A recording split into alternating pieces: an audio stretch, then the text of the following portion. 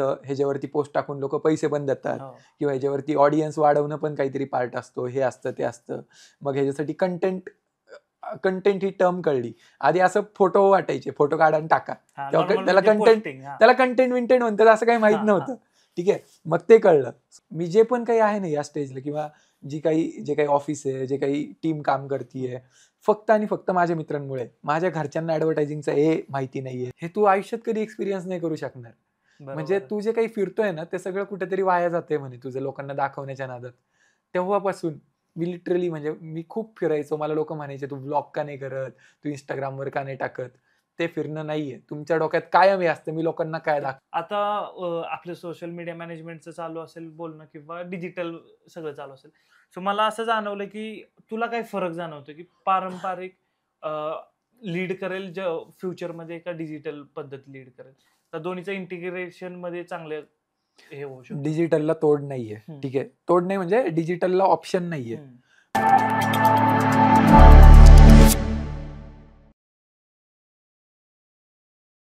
नमस्कार, company of कॉन्टेंटमध्ये सर्वांचं स्वागत आहे. तर आपण भरपूर विषय आजपर्यंत कव्हर केलेले आहेत. भरपूर विषयांवरती आम्ही आज गप्पा मारलेल्या आहेत. म्हणजे भरपूर विषय आजपर्यंत कंपनी ऑफ कॉन्टेंटवरती विचारलेले गेले आहेत किंवा कव्हर केलेले. पण हा विषय असा आहे की बाबा इथूनच सगळ्या गोष्टींचा, डिजिटल प्लॅटफॉर्म असतील, डिजिटल क्रांती असेल, त्याचा उगमच इथून सगळा होतोय. सो भरपूर जणांनी आमच्या कमेंट बॉक्समध्ये कमेंट्स केले होते की हा डिजिटल मार्केटिंगचा असेल किंवा सोशल मीडिया मार्केटिंगचा जो विषय आहे तो अजून एकदा डिस्कस करा किंवा अजून एकदा कोणीतरी त्या फील्ड मधलं जे चांगलं काम करत आहे त्यांच्याबरोबर डिस्कस करा. तर आपल्याबरोबर आज आहेत श्रीपाद कुलकर्णी सर. त्यांचं बियॉन्ड बाउंड ऍड एजन्सी मध्ये ते फाउंडर आहेत आणि त्यांनी 2013 पासून कंटिन्युअसली ते वर्क करत आहे या इंडस्ट्रीमध्ये. सो सोशल मीडिया मार्केटिंग असेल, डिजिटल मार्केटिंग असेल, व्हिडिओ प्रोडक्शन असेल किंवा परफॉर्मन्स मार्केटिंग असेल, अशा प्रत्येक फील्डमध्ये ते सध्या ऍक्टिव्ह आहेत आणि त्यांचा मला वाटतं डेकेडहून अधिक त्यांचा एक्सपिरियन्स आहे यामध्ये. आणि ते सध्या खूप चांगल्या प्रकारचं काम करतात, खूप चांगल्या प्रकारचे क्लायंट मॅनेजमेंट करतात. सो सर, आपण आज जाणून घेऊया की नक्की डिजिटल मीडियामध्ये कोणती क्रांती चालू आहे, कशी क्रांती होते आणि डिजिटल प्लॅटफॉर्मवरती जे मार्केटिंग होते आणि जे पारंपरिक मार्केटिंग आहे त्यामध्ये फरक काय. सो सर, मला जाणून घ्यायला आवडेल की आपल्याला जे नवीन प्रेक्षक बघतंय त्यांच्यासाठी तुमच्याकडून तुमचं एक छोटंसं इंट्रोडक्शन. ओके, सो जसं तू म्हणला, मी ओव्हर अ डिकेड काम करतोय सोशल मीडियामध्ये, पण प्रोफेशनली लाईक मागच्या 6 ते 7 वर्षांपासून करतोय. 2013 मध्ये जेव्हा मी 8वी-9वीला होतो, सो तेव्हा मला सोशल मीडिया, फेसबुक वगैरे, म्हणजे मी बोर्डिंग स्कूलला होतो. बाकीचे मुलं जेव्हा कॉन्ट्रा स्ट्राईक वगैरे खेळायला सायबर कॅफेत जायचे, तेव्हा मी फेसबुक चालवायला सायबर कॅफेत जायचो, कारण की मला सोशल मीडिया, नेटवर्किंग, कनेक्शन या सगळ्याची आवड होती.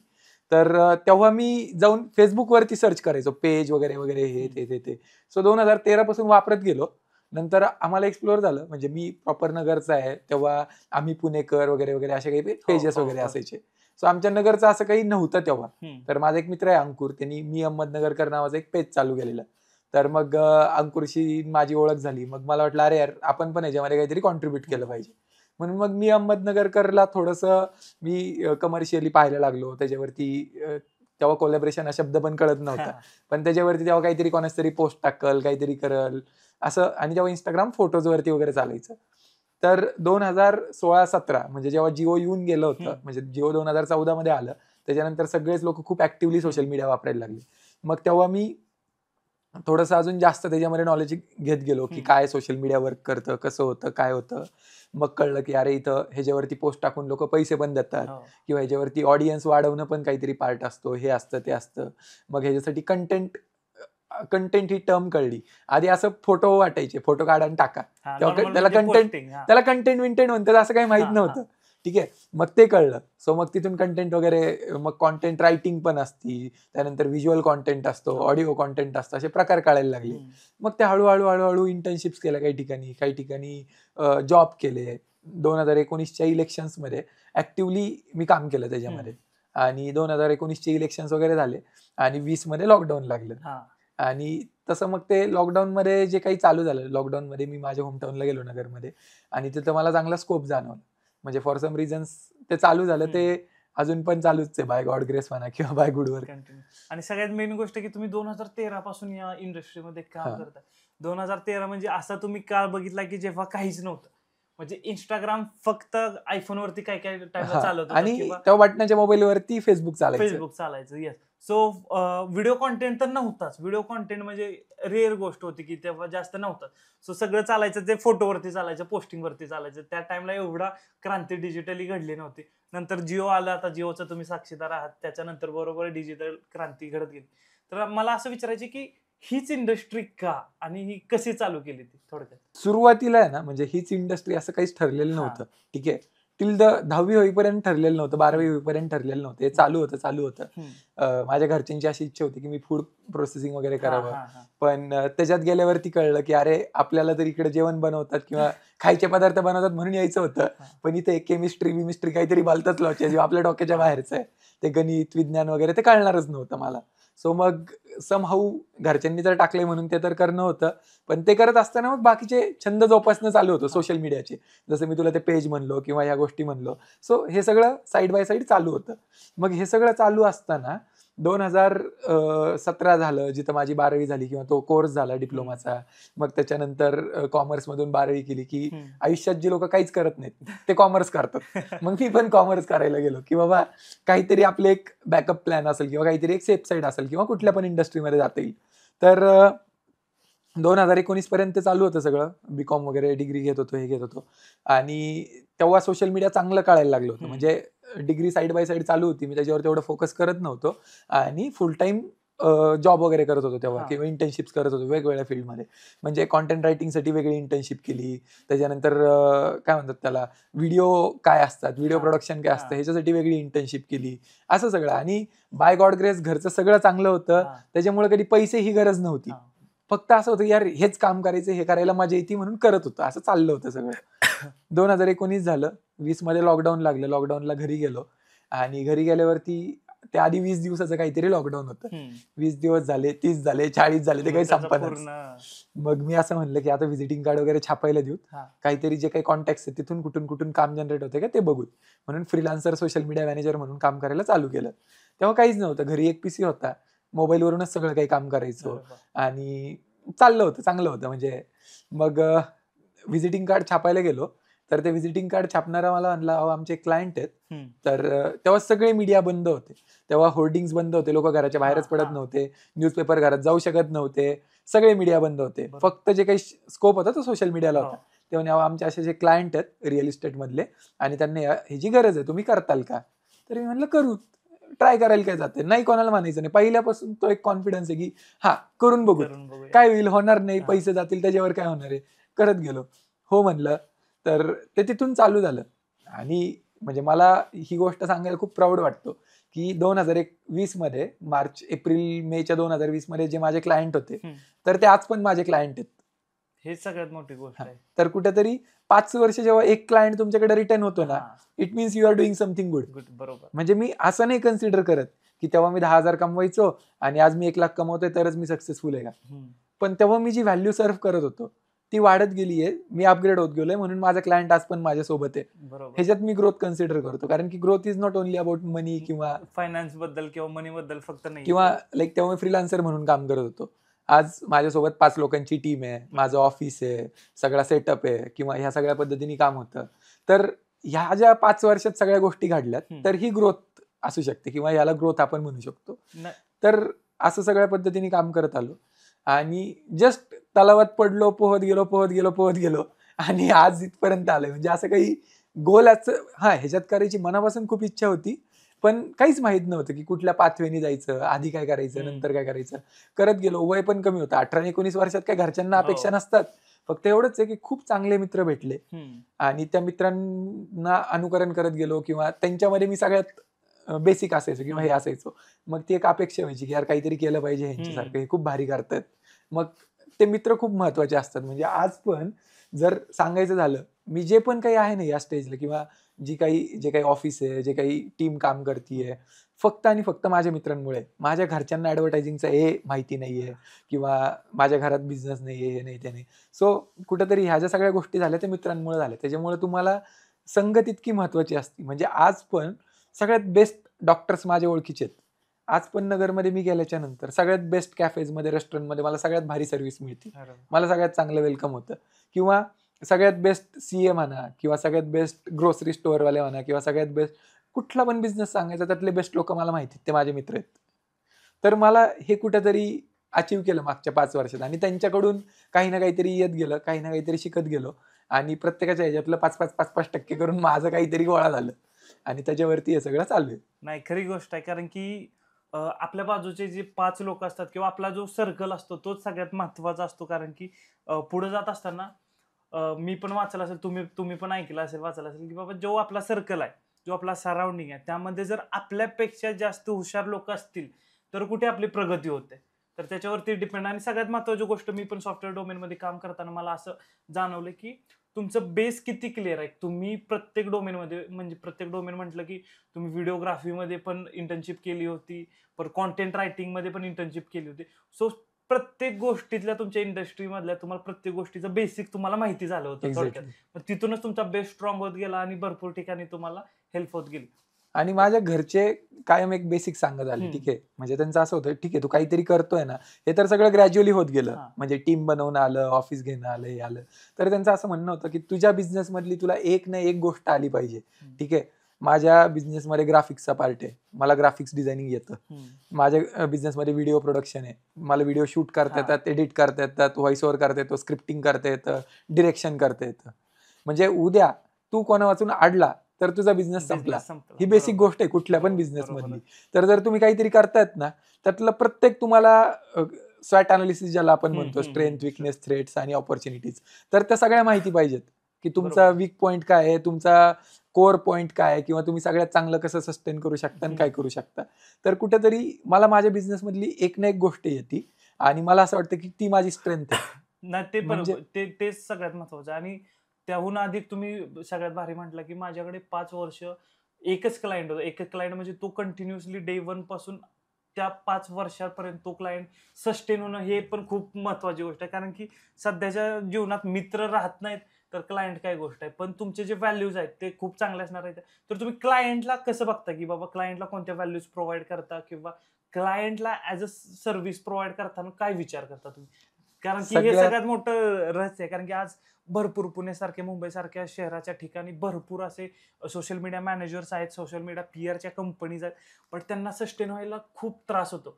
1 वर्ष येतात, फुल डेडिकेशननं काम करतात, पण दुसऱ्या वर्षी त्यांना फुल लॉसमध्ये जातात. कारण की त्यांच्याकडे ती इंटिग्रिटीज नाहीये, किंवा ते कन्सिस्टन्सीचं जे लेबल आहे ते त्यांना मिळत नाही. मी आहे ना, मजेत म्हणतो की बेसिकली आम्ही क्लायंट सोबत लग्न करतो. ठीक आहे, आणि क्लायंटचं आणि ॲडव्हर्टायझरचं किंवा क्लायंटचं आणि एजन्सीचं नातं हे नवरा बायकोसारखं नातं असलं पाहिजे, एकदम ट्रान्सपरंट असलं पाहिजे. दुसरी गोष्ट, त्या क्लायंटचं रोमान्स म्हणा, त्या क्लायंटचे भांडणं म्हणा, त्या क्लायंटचं जेवण बनवण्याची गरज म्हणा, जे पण लाईक एका कपलमध्ये असतं, त्या सगळ्या गरजा त्याच्या एजन्सीकडून पूर्ण झाल्या पाहिजेत. म्हणजे जसं नवऱ्या बायकोमध्ये सगळ्या गरजा एकमेकांच्या पूर्ण होतात, तशा त्या एजन्सीकडून त्या क्लायंटच्या गरजा जर पूर्ण होऊ शकल्या, तर तुमची एजन्सी 100% सस्टेन होऊ शकते. मी सांगतो, मी 5 वर्षापासून जरी काम करत असलो, म्हणजे ऍक्टिव्हली बिझनेस करत असलो, माझी फर्म 5 वर्षापासून असली, तरी ते सुरुवातीला फक्त एक इंटर्न घेऊन काम होतं. त्याच्यानंतर मग फ्रीलान्सर्स येत गेले, मग त्याच्यानंतर क्लाउड बेसिसवर आम्ही काम करायचो, प्रत्येक जण आपापल्या घरी बसायचा. आता 1 वर्षभरापूर्वी आम्ही जेव्हा आमचं ऑफिस चालू केलं, तर कुठेतरी जेव्हा तुमचा बेस स्ट्रॉंग असतो ना, तर तुमचे सस्टेन होण्याचे प्रॉब्लेम सॉल्व्ह झालेले असतात. म्हणजे आधी मी स्वतःला बिल्ड केलं, स्वतःचा बेस स्ट्रॉंग केला. जेव्हा मला कॉन्फिडन्स आला की नाही, आता समजा जर एखादा क्लायंट मला एक XYZ व्हॅल्यू देतोय, त्या व्हॅल्यूच्या 2 पट 3 पट मी त्याला जेव्हा रिटर्न्स देऊ शकतो, त्या दिवशी मी माझं ऑफिस सुरू केलं. कारण की आता मला माहिती आहे, एखादा क्लायंट जर माझ्यावर पैसे लावणार आहे ना, तर तो 100% खुश होणार आहे माझ्याकडून, किंवा जे माझं रिटेन्शन रेशो आहे तो कुठेतरी मला ब्रेक नाही करायचा. त्याच्यामध्ये एजन्सीचं अजून एक मला असं जाणवतं, किंवा मला असं दिसतं की एजन्सीज क्लायंट पिच करत असतात. मी आत्तापर्यंत, म्हणजे लिटरली माझ्या आत्ता पण जे काही 15-20 क्लायंट आहेत, त्यांना कुणी पण जाऊन विचारू शकतं. ते सगळे एकतर नेटवर्किंग मधून आलेत, किंवा मी ह्यांचं काम करतो, ह्यांच्या मित्राचं काम आलंय, कारण की ह्यांना माझं काम आवडतं म्हणून ते आले, किंवा त्यांनी विचारलं कोण करतं ते आलं. मी आतापर्यंत एक पण क्लायंट पिच करून आलेला नाही माझ्याकडे. थोडक्यात ते क्लायंट जे येत आहेत ते बरोबर ऑर्गॅनिकली येतात. ऑर्गॅनिकली येतात, आणि त्याच्यामध्ये एक असं होतं, म्हणजे बेसिकली मला असं वाटतं की जेव्हा तुम्ही पिच करून जाता ना, तर तेव्हा त्या क्लायंटला दिसतं की हे तुमच्याकडे येतात म्हणजे यांना गरज आहे हा. किंवा लाईक काहीतरी आहे, ठीक आहे. पण जेव्हा ते तुमच्याकडे येतात ना, त्यांना ऑलरेडी तुमच्या व्हॅल्यूज माहिती असतात, हो. त्यांनी तुमचं काम पाहिलेलं असतं, त्यांना तुमच्यावरती एक कॉन्फिडन्स आलेला असतो आणि त्यांना तुमची स्टाईल आवडते म्हणून ते तुमच्याकडे आले. बरोबर. आणि जेव्हा तुम्ही समोरच्याकडे जाता ना, तेव्हा तुम्हाला मोल्ड व्हावं लागतं. हा. आणि मला ते सस्टेनेबिलिटीचं जे काही रहस्य किंवा हे वाटतं, तर तेच वाटतं की कन्सिस्टन्सी आहे. आतापर्यंत कुठल्याच क्लायंटकडे स्वतःहून काम मागायला न गेल्यामुळं माझ्या स्टाईलनी मला काम करता येतं आणि मी तेच सर्व्ह करतोय, जेणेकरून त्यांना रिझल्ट मिळत आहेत बरोबर. आणि त्याचं रेशो अजून रिटेन्शन वरती कन्वर्ट होतोय. बरोबर आहे. आणि सर सगळ्यात महत्वाचं गोष्ट म्हणजे की तुम्ही टायर 2 सिटीमध्ये वर्क करताय. सो तुम्हाला काय फरक जाणवलाय? कारण की तुम्ही शहरात पण वर्क केलंय, लॉकडाऊन नंतर तुम्ही कंपनी ही बिल्ड करून टायर 2 मध्ये कंपनी बिल्ड केली.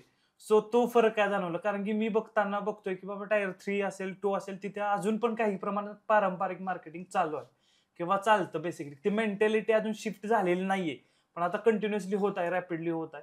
सो तुम्हाला काय फरक जाणवला? एक तर तू सुरुवातीला जे म्हणला सोशल मीडिया मार्केटिंग किंवा डिजिटल मार्केटिंग, तर हे शब्द आता चोर ह्या शब्दाच्या जे लेवलचे बदनाम झालेले आहेत. म्हणजे लिटरली मी कधीच सांगत नाही की मी सोशल मीडिया मार्केटिंग करतो किंवा मी डिजिटल मार्केटिंग करतो, ठीक आहे. ते कन्सेप्ट झाली, कोणी पण उठतो, कॅनवा फुकट आहे, कॅनवावर जातंय, डिझाईन बनवतंय, आयफोन वरती शूट करतोय, व्हीएन मध्ये एडिट करतोय, अपलोड करतोय, काही स्ट्रॅटेजी येत नाहीये, गोल्स नाहीये, स्वॅट अनालिसिस नाहीये, काही नाहीये, ठीक आहे. तर ही लोक स्वतःला सोशल मीडिया मॅनेजर म्हणून घेतात. हे लोक तोच मी आता चाललाय की एखाद्याला जर व्हिडिओ एडिट करायला येतोय किंवा एखादी पोस्ट एडिट करायचे, तर तो स्वतःला सोशल मीडिया मॅनेजर. हे लोक महिन्याला 10-15 हजार रुपये घेतात हा. आणि त्याच्यामध्ये समोरच्याला म्हणतात आम्ही तुम्हाला 10 रील देऊ, 8 रील देऊ, 15 रील देऊ. समोरच्याला पण वाटतं अरे माझ्या पेजवर काहीतरी पडणार आहे आणि तो खुश होतो. पण ह्यात सगळ्यात मेजर प्रॉब्लेम तेव्हा होतो जेव्हा समोरचा 10-15 हजार रुपये घालतो आणि त्याला रिटर्न्स काहीच नाही येत. म्हणजे दिसतंय माझ्या रीलला 1 लाख लाईक व्ह्यूज आहेत, पण ते 1 लाखातून 10 लोक पण माझ्या दुकानात आहे ना, मग त्याचा उपयोग काय? सो ह्या फील्डला सोशल मीडियामध्ये जे काम केलं जातं ह्याला परफॉर्मन्स मार्केटिंग अशी एक टर्म आहे. परफॉर्मन्स मार्केटिंग याच्यामध्ये ROI बेस्ड काम केलं जातं, रिटर्न ऑन इन्व्हेस्टमेंट बेस्ड. माझं जे बॅकग्राऊंड आहे, मी स्वतः गरवारे कॉलेजमध्ये ऍडव्हर्टायझिंग आणि PR मध्ये मास्टर्स केले. तर त्याच्यामध्ये मला कम्युनिकेशनचे बेसिक्स माहिती आहेत, मला मीडियाचे प्लॅटफॉर्म्स माहिती आहेत, मला मार्केटिंग मिक्स माहिती आहेत. तर त्या सगळ्या पद्धतीने जेव्हा स्ट्रॅटेजी डेव्हलप केली जाते तर त्याच्यामधून तुम्हाला रिझल्ट अचीव्ह करता येऊ शकतात. मी माझ्या कुठल्याच क्लायंटला सांगत नाही की मी तुमच्या पेजवर एवढे रील टाकल हे टाकल. हा, म्हणजे मिनिमम ऍक्टिव्हिटीज असतात की पेजवरती मिनिमम इतकं कंटेंट जाईल. तर आम्ही कसं काम करतो, तर आम्ही 25 तारखेला एक मिटिंग घेतो 25 ते 30च्या दरम्यान, की सर आपल्याला पुढच्या महिन्यात काय अचीव्ह करायचं. ते सांगतात आपल्याला ही ऑफर करायची, आपल्याला हे करायचं ते करायचं, ठीक आहे. त्याच्यासाठी आपल्याला खर्च किती लागणार आहे, ऍड्सचं बजेट किती लागणार आहे, किती व्हिडिओज टाकावे लागणार आहेत, कधी कधी शूट करावे लागणार आहेत, त्याच्यावरून प्लॅन केला जातो. त्याच्यानंतर क्लायंटच्या रिस्पॉन्सिबिलिटीज ठरवल्या जातात, टीमच्या रिस्पॉन्सिबिलिटीज ठरवल्या जातात.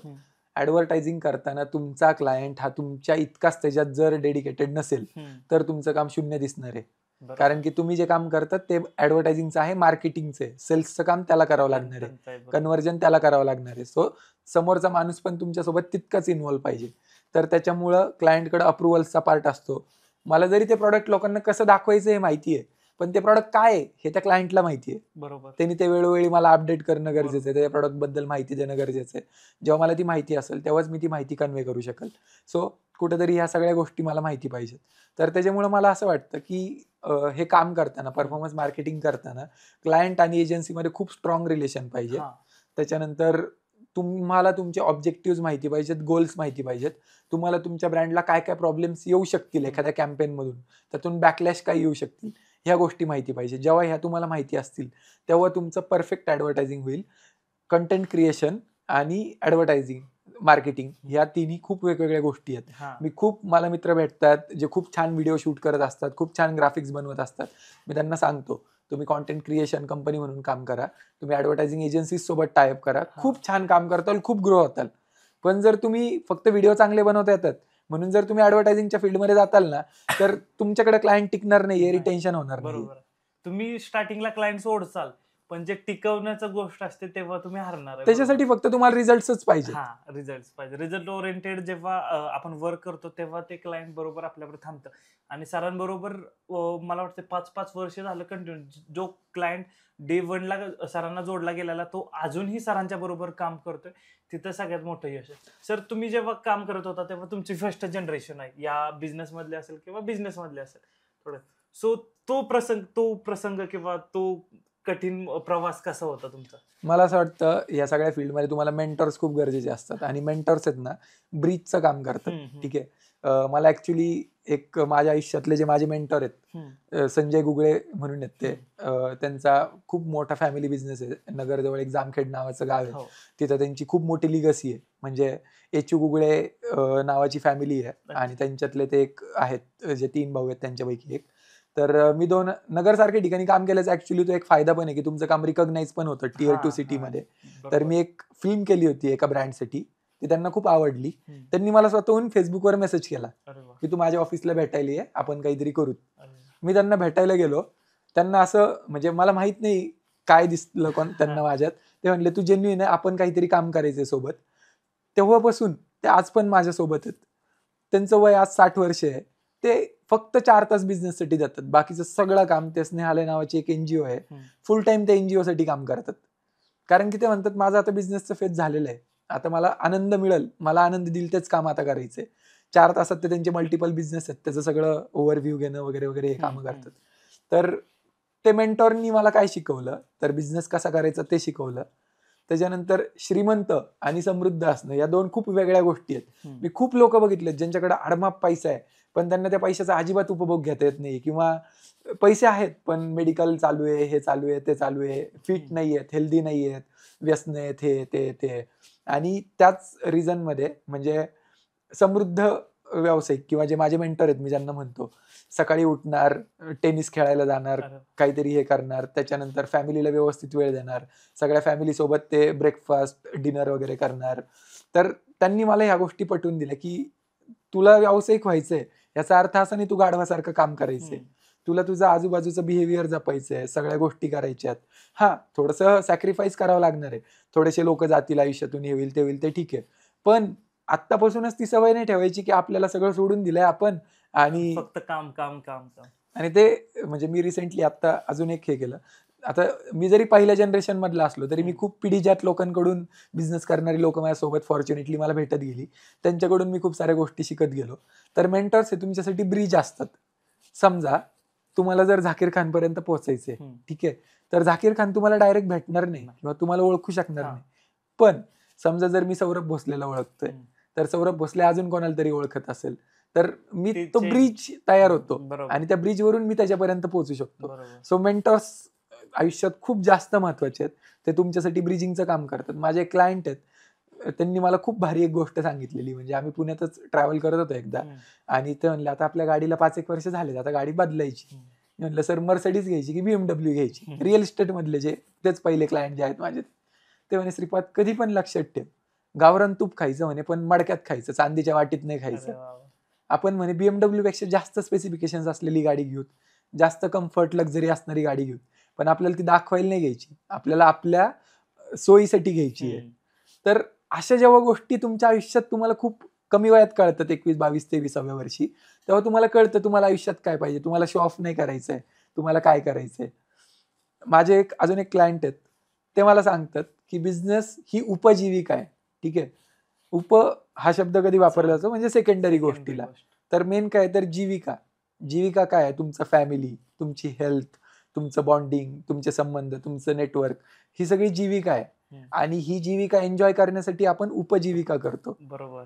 तर जर तुम्हाला जीविकेला वेळ देता येत नसेल ना तर तुमची उपजीविका फेल आहे. बरोबर. तर कुठेतरी आयुष्यात जर सक्सेसफुल व्हायचं तर अशा सगळ्या गोष्टी सांगणारे मेंटर्स पाहिजेत. हे कुठलेच माझे कोट्स नाहीये, ते मी ऐकून काहीतरी डेव्हलप होतोय. किंवा जरी मी फर्स्ट जनरेशनचा असलो तरी पण जे काही माझ्या आयुष्यात आलेले चांगले लोक आहेत तर त्या लोकांमुळे मी आजपर्यंत इथपर्यंत सस्टेन करत आलो. किंवा त्यांनी विश्वासाने सांगितलंय की बाबा श्रीपाद आहे, आपल्याला त्याला काम द्यायचंय, इथंच विषय संपून जातो. त्यासाठी मला कोणाला पिच नाही करावं लागत, मला कोणाच्या दारात नाही जावं लागत. लोक मला फोन करतात, त्यांचा मला फोन येतो, हा माझा असा मित्र, मी त्याला सांगितलं त्याला तुझं काम आवडलंय आणि तू जाऊन भेट.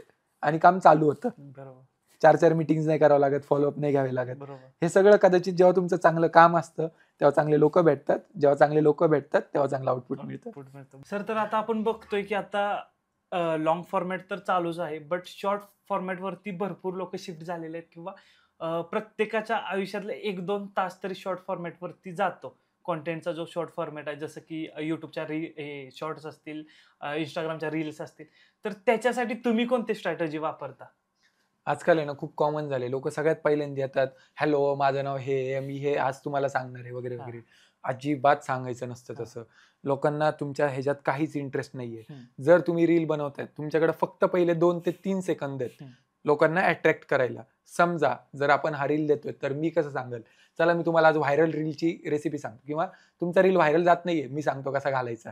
तर सगळ्यात पहिल्यांदा काय असतं, तर पहिले 3 सेकंद हा इंट्रो असतो. जसं मी सांगितलं की रील व्हायरल कसा घालायचा हे मी तुम्हाला सांगतो. ठीक आहे, तर हे माझं हुक झालं. ह्याच्यामध्ये लोक हुक झाले. हा. त्याच्यामध्ये मग मी आता सांगणार कसं, की बाबा रीलमध्ये सगळ्यात पहिल्यांदा काय असलं पाहिजे, तर काहीतरी कॉन्फिडेन्शियल इन्फॉर्मेशन असली पाहिजे.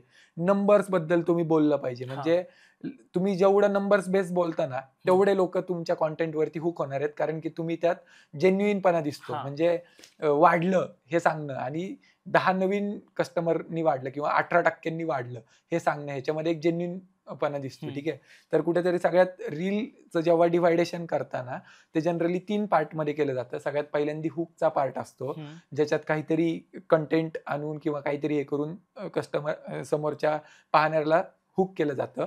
त्याच्यानंतर दुसऱ्या पार्टमध्ये त्याला स्टोरी सोबत काहीतरी कनेक्ट केलं जातं किंवा त्याला इमोशनली कनेक्ट होणारं कॉन्टेंट देऊन त्याला तिथं स्टेबल केलं जातं किंवा त्याला थांबवलं जातं. आणि रीलच्या सगळ्यात शेवटी कॉल टू ऍक्शनचा जो पार्ट आहे, की बाबा हा रील पाहून झाला, आता काय. समजा मी एखादा फूड ब्लॉग शूट करतोय, ठीक आहे, तर त्याचं कॉल टू ऍक्शन काय असेल किंवा त्याच्या एंडच्या 10 सेकंदात काय असेल, तर असेच नवनवीन व्हिडिओ पाहण्यासाठी मला लगेच फॉलो करा आणि ह्या लोकेशनला भेट देण्यासाठी ही रील नक्की सेव्ह करा. ही कॉल टू ऍक्शन आहे. तर जेव्हा तुम्ही या 3 गोष्टी, म्हणजे सगळ्यात पहिल्यांदा हुक, त्याच्यानंतर इंट्रो आणि स्टोरी टेलिंग आणि कॉल टू ऍक्शन, ह्या 3-4 गोष्टी जेव्हा तुम्ही परफेक्टली तुमच्या व्हिडिओत इंटिग्रेट करताल, तेव्हा तुमचा व्हिडिओ 100% चालणार आहे. येस. सो सरांनी आता बरोबर शॉर्ट कंटेंटचा गुरुमंत्र जो आहे तो सगळ्यांना दिलेला आहे आणि मला वाटतं सगळे ते फॉलो करतीलच. पाहणारा तरुण वर्ग पण भरपूर आहे, कारण की 19 ते 22 वर्षातील मुलं खूप आपल्याला पाहतात.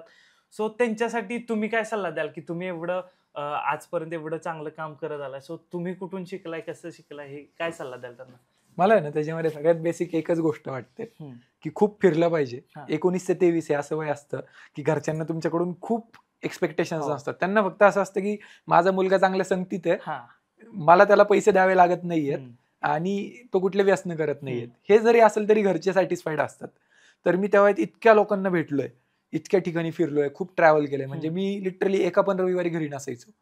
मी असं माझ्या ग्रुपमधला मी सगळ्यात असं कायम माझ्याकडे सांगायला गोष्टी असायच्या, अरे मी याला भेटलो, मी इकडं गेलो, मी हे केलं, ते केलं, ते केलं.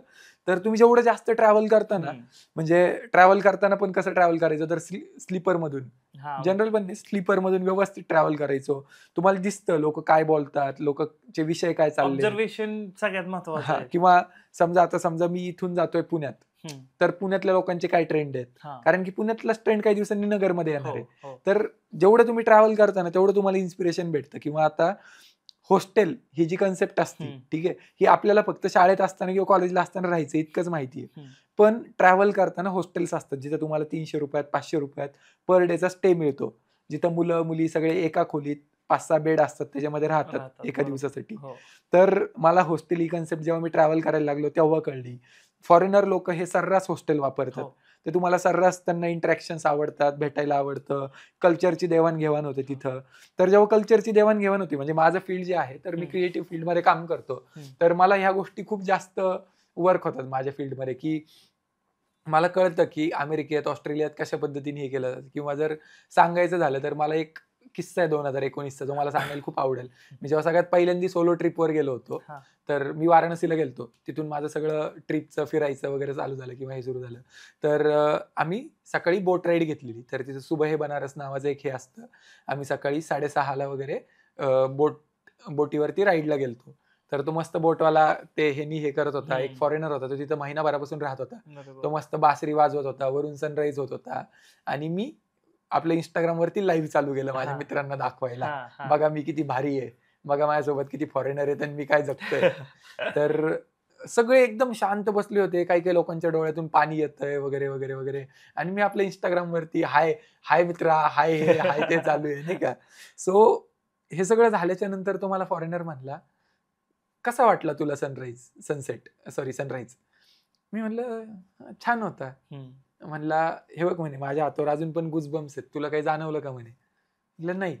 तो म्हणला तू एवढे पैसे खर्च केले, इथपर्यंत आला आणि तुला ती मुवमेंटच एन्जॉय नाही करता आली. तू सगळी ती कॅमेऱ्यात बघून लोकांना हाय हॅलो करण्यात घालवली.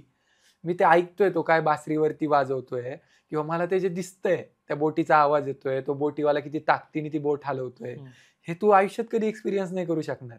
म्हणजे बरोबर. तू जे काही फिरतोय ना ते सगळं कुठेतरी वाया जाते म्हणे तुझं लोकांना दाखवण्याच्या नादात. तेव्हापासून मी लिटरली म्हणजे मी खूप फिरायचो. मला लोक म्हणायचे तू व्लॉग का नाही करत, तू इंस्टाग्रामवर का नाही टाकत. ते फिरणं नाहीये. तुमच्या डोक्यात कायम हे असतं मी लोकांना काय दाखवेल. काय दाखवत लोकांना दाखवण्यापेक्षा जेव्हा तुम्ही बघायला प्रेफरन्स देताल तेव्हा ते खरं तुम्हाला कुठेतरी भारी वाटेल. आता मी ट्रॅव्हल करतो तेव्हा माझे काहीच प्लॅन नसतात. मला एखादी जागा आवडली, मी खूप शांतपणे बसून घेतो, एन्जॉय करतो. म्हणजे माझ्याकडे खूप भारी व्हिडिओ, मी तो तुम्हाला दाखवल पण. एक लहान बाळ आहे, ठीक आहे, त्याला एक रस्त्यावरती कुत्र्याचे पिल्ल दिसलेले, त्याच्या हातात ते मावत नव्हते तरी ते 2-3 कुत्र्याचे पिल्ल वगैरे असे घेऊन येतंय, त्यांची पप्पी घेतंय, त्यांना कवटाळतंय. त्याचा मोठा भाऊ आला, अरे ते कुत्रे घाण आहेत त्यांना हात लावू नको, त्यांनी त्याला मारलं. पण तरी पण ते मोठा भाऊ गेला की त्यांनी परत ते कुत्र्याला धरलं, तर त्याला असं हे करतंय नाही का. सो ह्या ज्या खूप बेसिक जॉय आहेत, हे आनंदाचे क्षण आहेत, हे आपण मिस करतो. पण ते तुम्ही ट्रॅव्हल करताना कुठेतरी बघताना तुम्हाला रिलेट होतं, यार ते किती बेसिक गोष्टीत हॅपी आहे, जे की आपण नाही राहू शकत. आणि ते खरं गोष्ट आहे, कारण की आता काय झालंय, फिरायला जाणं म्हणजे फोटो काढणं, व्हिडिओ काढणं, व्लॉगिंग करणं याचाच ट्रेंड बनून गेलाय. पण त्या ठिकाणचं जे वैभव आहे ते बघायचंच आपलं राहून जातं. सगळ्यात मोठे डिस्ट्रॅक्शन सध्या मोबाईल किंवा कॅमेरा आहे. खरंय. त्याच्यामुळे जे आपल्याला एन्जॉय करायला आलेलो असतो तो एन्जॉयचा राहतो. फक्त आपण त्या मोबाईलमध्येच फोटो काढ, हे काढ, ते काढ. जी खरी ब्युटी आहे, जे खरं सौंदर्य आहे तेच राहून जातं. आता सर आपण टियर 2 सिटीजचं सध्या डिस्कशन केलं. सो सर आता भरपूर जण आपल्याकडे ऑडियन्स आहे की जे टियर 2 मध्ये राहतात किंवा तिथले प्रेक्षक आहेत. जर त्यांना आपल्या इंडस्ट्रीमध्ये यायचं असेल किंवा आपल्यासारखीच एखादी कंपनी त्यांच्या सिटीमध्ये जर ओपन करायची असेल, चालू करायची असेल, तर त्यांना काय प्रोसेस सांगाल तुम्ही? त्यांना एक सगळ्यात चांगला मार्ग. पहिल्यांदा एकतर सोशल मीडिया मॅनेजर म्हणून इंटर्नशिप करा. ते करताना सोशल मीडिया मॅनेजर ही अशी पोस्ट आहे की ज्याच्यात सगळं करावं लागतं. म्हणजे सोशल मीडिया मॅनेजर हा प्रत्येक एजन्सीचा किंवा ब्रँड मॅनेजर त्याला म्हणतात. तर मी कायम माझ्या ऑफिसमध्ये असं म्हणतो, जो फाउंडर आहे ना तो जर एजन्सीचा ब्रेन असेल तर जे हार्ट आहे ना ते मॅनेजर आहेत. ठीक आहे, कारण की मॅनेजर कडून एडिटरला ब्रीफ जातं त्याला काय काम करायचंय, डिझायनरला ब्रीफ जातं त्याला काय काम करायचंय, आणि त्याला माहिती असतं त्याला काय पोस्ट करायचंय. सेम स्केलमध्ये त्याला माहिती असतं क्लायंटला काय पाहिजे, क्लायंटची रिक्वायरमेंट काय. ठीक आहे, तर क्लायंट हे हार्ट आहे जिथून सगळ्या एजन्सीला रक्त पुरवठा होतो. ठीक आहे, सो तुमचा हार्ट खूप स्ट्रॉंग असणं गरजेचं आहे. तर त्यामुळे जेव्हा तुम्ही सोशल मीडिया मॅनेजर म्हणून इंटर्नशिप करायला जाता तेव्हा तुम्हाला कळतं की ह्याच्यात काय काय ऍस्पेक्ट्स आहेत, तुम्हाला सगळ्या टीम सोबत कोऑर्डिनेट करता येतं. सुरुवातीला फुकट काम करा. मी लिटरली खूप सारे ब्रँड्स आहेत, म्हणजे मी लिटरली 500 रुपयात कोरोनाच्या काळात लोकांना व्हिडिओच्या ऍड्स वगैरे बनवून दिलेल्या आहेत, आणि त्याच ब्रँडसाठी मी लाख रुपये घेऊन पण कामं करतो, अजून पण करतो. सो जोपर्यंत लोकांना तुमचं काम कळणार नाही ना तोपर्यंत लोक तुमची व्हॅल्यू करणार नाहीत, तुम्हाला पैसे देणार नाहीत. इनिशियल स्टेजमध्ये जर तुम्ही 19, 20, 21, 22, 23 पर्यंत असाल, 22 पर्यंत प्रोबेबली, तर तुम्ही विचार न करता, पैशांकडे न बघता, कामाकडे ऑपॉर्च्युनिटी म्हणून बघा. एखादा चांगला ब्रँड आहे, तो तुमच्यावरती विश्वास ठेवतोय, तुम्हाला काहीतरी ऑपॉर्च्युनिटी देतोय, ते काम करा. ऍटलिस्ट तुमचे खर्च जरी निघत असतील तरी करून टाका. कारण की त्यातून जे शिकायला मिळतं किंवा त्यातून जे तुम्हाला ग्लोरिफिकेशन मिळतं, 4 लोक बघतात, कारण की त्या ब्रँडला लोक ऑलरेडी फॉलो करत असतात, हे कुणी केलंय, हा जेव्हा प्रश्न येतो तेव्हा तुमची व्हॅल्यू बनायला तयार होते. सो मी असे कामं खूप केलेले आहेत, मला सांगायला अजिबात चुकीचं वाटत नाही. मी सुरुवातीला लय फुकट कामं केलेत. फुकट म्हणजे ब्रेक इव्हन मध्ये, की लाईक त्यातून काही प्रॉफिट नाही राहिलं तरी चालेल, पण काम दिसलं पाहिजे, भेटतंय, काम दिसलं पाहिजे. अजून पण मला जर एखादी ऑपॉर्च्युनिटी येत असेल, म्हणजे जर सांगायचं झालं तर मी आता ऍक्च्युली त्यात पैसे मिळाले, पण तरी पण मी आता दिलीप प्रभावळकर जे आपल्या इंडस्ट्रीतले खूप लेजंड आहेत त्यांच्यासोबत मी एक फिल्म केली, एक वॉल्स अँड पेंट्स नावाचा ब्रँड होता आणि मी ॲज अ एक्झिक्युटिव्ह प्रोड्युसर म्हणून काम केलं. टीम बिल्डिंग पासून सगळ्या गोष्टी, दिलीप प्रभावळकरांशी कॉन्टॅक्ट करणं किंवा त्याच्यामध्ये एक सारा पालेकर नावाची छोटी 10 वर्षांची मुलगी आहे, जी की आता टॉलिवूडमध्ये म्हणजे प्रभास सोबत वगैरे काम करणारी ती मुलगी आहे. तिच्यासोबत मला काम करायची ऑपॉर्च्युनिटी मिळाली. सो जेव्हा अशा संधी येतात ना, तर तेव्हा पैसे ही गोष्ट माझ्यासोबत सेकंडरी असते. म्हणजे आपण फास्टर फेनेमधून किंवा आपण पिक्चर्समधून दिलीप प्रभावळकरांना बघत बघत मोठे झालोत आणि आज आपल्याला त्यांच्यासोबत काम करायची संधी मिळते. ह्याच्यापेक्षा मोठी किंमत काय असणार आहे? खरी गोष्ट आहे. किंवा जर सांगायचं झालं म्हणजे मला खूप सारे मित्र विचारतात. मी लिटरली खूप सारे माझे फोन स्किप होतात मित्रांचे. मी शेवटचं म्हणजे मी आधी एक काळ होता जेव्हा महिनाभरात 4 वेळा ट्रेकला जायचो. आता वर्ष झालं मी कुठल्या ट्रेकला गेलेलो नाहीये. तर मला मित्र विचारतात, "तुला असं वाटत नाही का तू काहीतरी मिस करतोय?" पण हे सगळं चालू असताना कधी-कधी एखादी मूव्हमेंट अशी येते, जेव्हा तुम्हाला कळतं तुम्ही काय कमावलंय. म्हणजे आता जी मी तुला ॲडबद्दल सांगितलं दिलीप प्रभावळकरांच्या, पुण्यात एक सुखन नावाचा कार्यक्रम असतो, खूप फेमस आहे. मला तो खूप आवडतो. मी त्याच्या एका मैफिलीला गेलेलो. माझ्यासोबत माझी एक मैत्रीण होती, एक मित्र होता. आम्ही खूप एन्जॉय केला तो कार्यक्रम. त्यात इंटरव्हल असतो. इंटरव्हलमध्ये आम्ही लॉबीत उभे होतो. एक मुलगा रँडमली माझ्याकडे आला आणि म्हणला, "श्रीपाद, तुला Instagramवर फॉलो करतो. लय भारी ॲड केली तू." म्हणे. मला खूप आवडली म्हणे आणि मी पण ती खूप लोकांसोबत फॉरवर्ड केली वगैरे, वगैरे, वगैरे. तर मी नगरमध्ये कुठलाही बॅकअप नसताना काम चालू केलेला माणूस, ज्याला पुण्यात एखादा मुलगा एवढ्या मोठ्या कार्यक्रमात येऊन मला ओळखतोय आणि तो माझं ॲप्रिसिएशन माझ्या मित्रांसोबत करतोय. म्हणजे ते पोरं म्हणजे माझ्या शाळेतले मित्र जे मला कायम मूर्ख बावळट माझे व्हर्जन त्यांनी बघितलेले आहेत. त्या लोकांना दिसतंय की अरे हे काहीतरी एवढं भारी करते की जे ह्याला रँडम लोक येऊन कॉम्प्लिमेंट देतात. तर ती जी माझी मुवमेंट होती ना, तिची व्हॅल्यू पैशात होऊच शकत नाही. खरं आहे. सो कुठेतरी त्याच्यामुळं काम बघताना त्या कामातून तुम्हाला काय मिळणार आहे? फक्त पैसे मिळून काम जर होत असेल, तर तुमचं काम लाँग लास्टिंग चालणार नाही. फक्त त्या कामासोबत तुमची व्हॅल्यू वाढली पाहिजे, त्या क्लायंटची व्हॅल्यू वाढली पाहिजे. जेव्हा या 2 गोष्टी होतील, तेव्हा तुम्ही Automatically लाँग लास्टिंग मार्केटमध्ये टिकताल. आणि ऑटोमॅटिकली जो फायनान्सचा ऍस्पेक्ट आहे तो पण त्यामध्ये कव्हर होऊन जातो. आता आपलं सोशल मीडिया मॅनेजमेंटचं चालू असेल बोलणं किंवा डिजिटल सगळं चालू असेल. सो मला असं जाणवलं की तुला काय फरक जाणवतो की पारंपरिक लीड करेल फ्युचरमध्ये का डिजिटल पद्धत लीड करेल? तर दोन्हीचं इंटिग्रेशन मध्ये चांगले हे होऊ शकतं. डिजिटलला तोड नाहीये. हम्म. ठीक आहे. तोड नाही म्हणजे डिजिटलला ऑप्शन नाहीये. पारंपरिकला पण ऑप्शन नाहीये, कारण की एक ऑडियन्स आहे, की जो तेवढा अजून आलेलाच नाहीये सोशल मीडियावरती किंवा तो टार्गेटेड ऑडियन्स आहे. नाही, ही खरी गोष्ट आहे. मी भरपूर जणांना हा क्वेश्चन विचारलाय. बट ते काय करतात, ते बायसली पूर्णपणे सोशल मीडियालाच प्रायोरिटी देतात. बट असं पण नाहीये. पारंपरिक जे मार्केटिंग आहे त्याचं पण एक ऑडियन्स आहे वेगळं. 100% आणि ते आहे. कायम राहणारच आहे थोडंफार. कारण की जेव्हा सोशल मीडिया बूमला जाते तेव्हा ते थोडंफार चालू असतंच मागे. एक सेकंडरी ऑप्शन म्हणून चालू आहे. एक आहे ना, रिकॉल नावाची टर्म असते. ठीक आहे. आता तुम्ही मोठ्या-मोठ्या ब्रँडच्या जाहिराती बघता. आपण एक उदाहरण घेऊयात. एक XYZ ब्रँड आहे. ठीक आहे. तर त्याच ब्रँडची तुम्ही सोशल मीडियावरती सेम पोस्ट बघतायत. ती सेम डिझाईन त्यांची पेपरच्या पहिल्या पानावरती आली आहे आणि त्या सेम डिझाईनचं त्या शहरात होर्डिंग लागलेलं आहे. ठीक आहे. तुम्हाला जेव्हा तो ब्रँड सगळ्या ठिकाणी दिसतो ना, तर तुमच्यावर तो ब्रँड हॅमर होतो आणि जेव्हा तो हॅमर होतो ना, तेव्हा तुम्हाला ती जाहिरात लक्षात राहते. सोशल मीडियावरती तुमच्याकडे फक्त 3 सेकंद आहेत. आता मी जर तुम्हाला विचारलं, तुम्ही सकाळपासून किती रील बघितले? तर तुम्हाला त्यातला एखादा तरी रील लक्षात आहे का? नसतो तुमच्या लक्षात. पण आजच्या सकाळ पेपरला पहिली ॲड कुठली आहे? जर मी तुम्हाला विचारलं तर तुम्ही सांगता ॲड आहे किंवा XYZ ॲड आहे. बरोबर. तर जे रिकॉल आहे किंवा जे हॅमर आहे ना, तर ते प्रिंटला जास्त आहे. समजा न्यूजपेपरमधून जर तुमच्या घरात एखादं पॅम्पलेट येतंय, तर ते तुमच्यासोबत तुमची आई बघणार आहे, तुमचे आजोबा बघणार आहेत, तुमचे बाबा बघणार आहेत. ते पॅम्पलेट 4 दिवसांनी अजून कुठेतरी वडापावच्या ह्याच्याकडे जाईल, रद्दीत जाईल, तो रद्दीवाला बघणार आहे. ठीक आहे. पण तेच सोशल मीडियाला नाही. तुमची पोस्ट एकदा स्क्रोलमध्ये गेली, तिचं करिअर संपलं किंवा तिची युजिबिलिटी संपते. बरोबर. तर त्याच्यामुळे तुम्हाला बॅलन्स करता आला पाहिजे. सोशल मीडिया हॅमरिंगसाठी गरजेचं आहे. जी गोष्ट मी आज सकाळ पेपरच्या पहिल्या पानावरती पाहिली आहे, ती मला परत सोशल मीडियावरती पेड स्पॉन्सर्ड करून हे करून ते करून दिसली पाहिजे. तर मी सोशल मीडियाचा चांगला वापर करतोय. पण फक्त सोशल मीडियाच्या भरोश्यावरती काहीच होऊ शकत नाही. तुम्हाला तुमच्या इन स्टोअरमध्ये ब्रँडिंग झालं पाहिजे. तुम्हाला तुमचे होर्डिंग सोशल जो काही मीडिया आहे, याला मार्केटिंग मिक्स म्हणतात ऍक्च्युली. सगळे मीडियम्स असले पाहिजेत. प्रिंट मीडिया आहे, सोशल मीडिया आहे, ऑडिओ मीडिया ज्याला आपण रेडिओ वगैरे म्हणतो, त्याचा पण रिकॉलमध्ये खूप फायदा होतो. त्या जिंगल्स वगैरे चालू असतात, त्याचा पण फायदा होतो. सो सोशल मीडियाला तर ऑप्शन नाहीये, पण पूर्ण मार्केटिंग मिक्स तुम्ही जेव्हा वापरता तेव्हा तुम्हाला चांगले रिझल्ट मिळतात. दादा मला आता तुला विचारायला आवडेल की अशी एखादी तुझी कॅम्पेन असेल की ती तुला सदैव लक्षात राहील किंवा ती खूप चांगली यशस्वी रन झाली होती, अशी कोणती आहे का कॅम्पेन? अशा ऍक्च्युली म्हणजे रिसेंटलीच तशी खूप कामं होतात किंवा हा. चालूच असतं काही ना हा. काहीतरी. पण माणूस नाही का नवं जे असतं तर ते त्याला हा, दाखवायला हा. आवडतं. तर तसेच माझ्याकडे 2 गोष्टी आहेत. मी आत्तापासून मागे जातो त्यात. तर आत्ता माझ्या एक मित्राचं स्टोअर आहे, महावीर होलसेल किराणा. हा. त्यांच्यासाठी आम्ही ₹5 5 किलो साखर असं एक कॅम्पेन केलेलं. हम्म. तर ते करताना आमचा असा विचार होता, म्हणजे मी माझ्या आईशी त्याच्यासाठी बोललो, जी माझ्या हा. घरातला किराणा भरते, किंवा माझ्या आजीशी बोललो, माझ्या काकूशी बोललो. तर लेडीज ह्या कायम कॉस्ट इफेक्टिव्ह विचार करतात. त्यांना कायम असं असतं, माझे 4 पैसे कसे वाचतील, तुझी आई असू दे, माझी आई असू दे.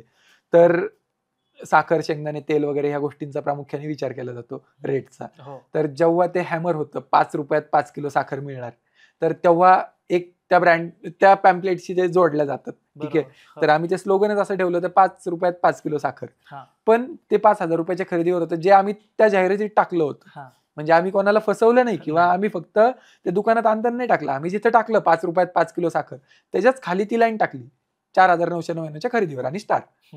तर जेव्हा तुम्ही असं हे करतात, तुम्हाला जाहिरात करताना अट्रॅक्शन ओढून घेणं खूप गरजेचं असतं.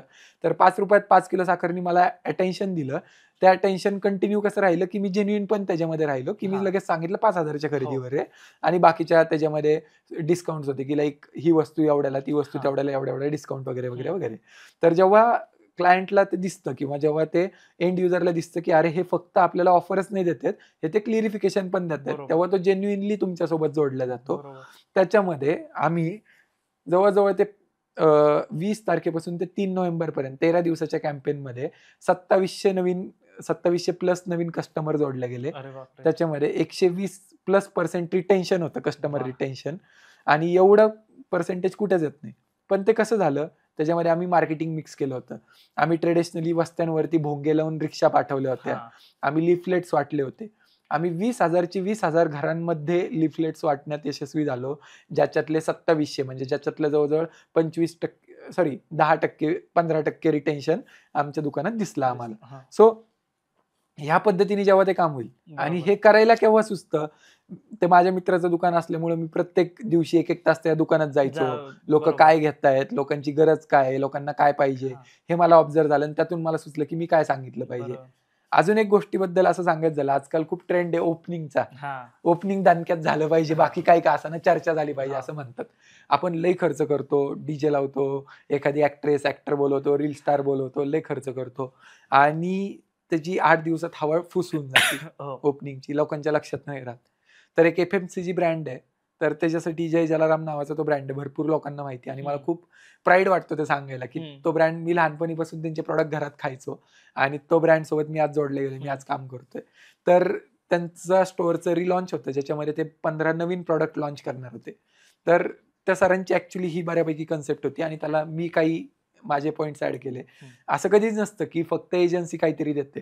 क्लायंट जेवढा तुमच्यात इन्व्हॉल्व असेल तेवढे तुम्ही काहीतरी चांगलं काढू शकता. तर त्या सरांनी कुठेतरी कन्सेप्ट सांगितली, की असं असं आहे, आणि याच्यामध्ये आपण असं असं करूयात का. त्यांच्या फक्त डोक्यात असं होतं की आपण लोकांना बोलून टेस्ट करायला देऊत आपले प्रोडक्ट लॉन्चिंगच्या दिवशी. तर मग म्हणले लॉन्चिंग आपण 10-15 दिवसांचं का करू नये. सो मग आम्ही काय केलं, आम्ही त्यांचे जे 2,000 लोक होते, तर ते 2,000 लोक आम्ही 10 दिवस डिवाइड केले.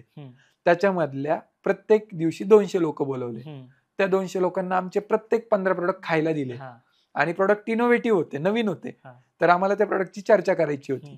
त्याच्यामध्ये आम्ही काय केलं, समजा एक दिवशी बोलवताना आम्ही सगळे एका कम्युनिटीतले लोक बोलवले, एका दिवशी सगळे आम्ही डॉक्टर्स बोलवले, सिटीमधले त्यांच्या ओळखीचे सगळे डॉक्टर्स. त्याच्यामुळे त्या डॉक्टर्सचं गेट टुगेदर झालं.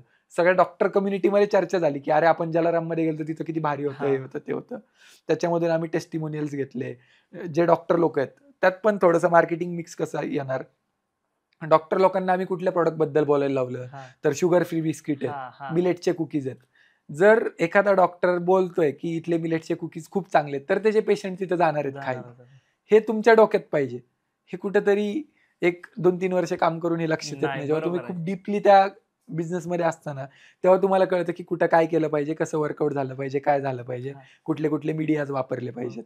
आणि हे कॉम्बिनेशन घडवून आणायला लागतं, की आता तू जसं फक्त सोशल मीडियालाच हात घातला नाही तर बरोबर पारंपरिक पद्धतीने जे मार्केटिंग होते त्याचा पण बरोबर यूज केला आणि त्याची जेव्हा सांगड घातली तेव्हा त्याचे जे रिझल्ट आहे ते कंटिन्युअसली दिसायला लागले. मी तेच म्हणतो ना, मार्केटिंग मिक्स झालं पाहिजे. हा ते एखादा पदार्थ केव्हा परफेक्ट बनतो, जेव्हा त्यात तिखट, मीठ, तेल, ते मोहरी सगळं बरोबर टाकलं जातं proportion मध्ये येतं तेव्हा. तेव्हा. त्याच्याशिवाय तुम्ही नुसती मॅगी खाल्ली तर चव नाही लागणार. तर नाही. मसाला टाकून शिजून खाता म्हणून ती चांगली लागते. तर आता मला याच्यावरून क्युरिओसिटी आहे की बाबा नक्की कुतूहल आहे की बाबा तुझे फ्युचर गोल्स काय आहेत मला जाणून घ्यायला आवडेल आणि प्रत्येक प्रेक्षकाला जाणून घ्यायला आवडेल कारण की तुझा जो एक्सपिरियन्स आहे तो पूर्ण डायव्हर्स आहे कारण की प्रत्येक क्षेत्रात तू काम केलेलं आहे स्वतःहून कंपनी लीड करतोय प्लस तू सगळ्या मार्केटिंग स्ट्रॅटेजीज एकत्र आणून तू सगळे कॅम्पेन रन करतोय सगळ्या सो त्याच्यामुळे तुझे फ्युचर प्लॅन काय नक्की तुला कोणत्या कोणत्या याच्यात हे करायचं. आमच्या ऑफिसमध्ये आहे ना एक लावलेलं आहे की व्हिजन आणि मिशन अशा 2 गोष्टी. ठीक आहे.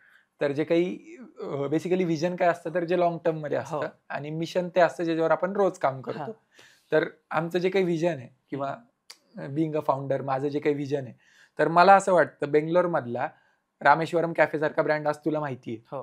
पण माझ्या नगर मधला एखादा ब्रँड आहे ज्याची इतकी पोटेन्शियल आहे ज्याचे प्रॉडक्ट सगळ्या भारतात आवडू शकतात, ज्याचे प्रॉडक्ट इतके डायव्हर्सिफाईड आहेत, तो बाहेर का नाही जाऊ शकत. तर मला टियर 2 सिटीज मधले जे ब्रँड्स आहेत, टियर 3 सिटीज मधले जे ब्रँड्स आहेत त्यांना कुठेतरी ग्लोबल स्टँडर्डला घेऊन जायचं, त्यांना पोटेन्शियल दाखवायचं की ते काय स्टेजला काम करू शकतात. हे माझं व्हिजन आहे ज्याच्यासाठी मी काम करतो. आणि जर मिशन म्हणशील तर जे रिझल्ट ओरिएंटेड काम आहे म्हणजे मी जे म्हणलं की आमचं सोशल मीडिया मार्केटिंग खूप बदनाम झालेलं आहे पण त्याच्यामध्ये मला काय वाटतं तर बाबा क्लायंटला रिझल्ट ओरिएंटेड हे गेलं पाहिजे. तो जे काही 20,000 25,000 50,000 खर्च करतोय त्याच्यातून त्याला रिझल्ट मिळाले पाहिजे आणि तेवढी कॉस्ट त्याला त्या मार्केटिंग मधून रिटर्न आली पाहिजे, ऍडव्हर्टायझिंग मधून रिटर्न आली पाहिजे. बरोबर. ह्याच्यावरती काम करणं. तर हे बेसिकली माझे गोल्स आहेत. म्हणजे माझे गोल्स असे नंबर बेस कधीच नाही आहेत की मला इथं पाहिजे, मला एवढे क्लायंट पाहिजेत, हे पाहिजे ते पाहिजे. हा म्हणजे मॅनिफेस्टेशन ह्या गोष्टीवर मी खूप बिलीव्ह करतो. खूप मोठे मोठे ब्रँड आहेत ज्यांच्यासोबत मला काम करायचंय. तेच मला विचारायचं होतं की तुला स्वतःला कुठे बघतोस काही दिवसानंतर. मला म्हणजे लाईक पुण्या मुंबईतले जे वेल नोन पर्सनॅलिटीज आहेत त्यांच्यासोबत मला काम करायचंय किंवा त्या ब्रँडसाठी मला काहीतरी माझं नाव त्याच्यासोबत जोडलं गेलं पाहिजे. मी किंवा आता मला असं वाटतं की आता फक्त मॉनिटरी बेनिफिट्स ह्या गोष्टीवरती काम घेणं आता बंद केलंय. तसं बघायला गेलं तर आता इलेक्शन्स होते, माझ्याकडे खूप ऑपॉर्च्युनिटीज होत्या. महिन्याला 3-3 लाख रुपये देत होते लोक. मी सरळ त्यांना नाही सांगितलं कारण की सध्या माझं जे काही गोल आहे ते माझं परफेक्ट टीम बिल्डिंग आहे. मला जो हवा तसा क्लायंट बेस हे करणं. म्हणजे मी विचार करतो की बाबा 5 वर्ष झाले श्रीपाद तू यात काम करतो, आज तुझ्याकडे काय. तर मला ते असं दिसतं की आज मी एखाद्या कामाला नाही म्हणू शकतो, मी फक्त पैसे ही गोष्ट बघून ते काम सिलेक्ट करू शकत नाही. तर हे मला प्रिव्हिलेज जे काही दिलंय माझ्या कामाने सगळ्यात मोठी ताकद, तर ती माझी अचिव्हमेंट आहे मागच्या 5 वर्षातली. येस. सो आतापर्यंत तुम्ही श्रीपाद दादाला ऐकलेलं आहे. सो त्याचा जो डायव्हर्स एक्सपिरियन्स असेल तो डिजिटली पण आहे, तो ऑन ग्राउंड वरचा पण आहे आणि जेव्हा याची सांगड घालतो तेव्हा परिपूर्ण जो मार्केटिंग स्ट्रॅटेजीज आहे त्यात तयार होतात किंवा बनतात.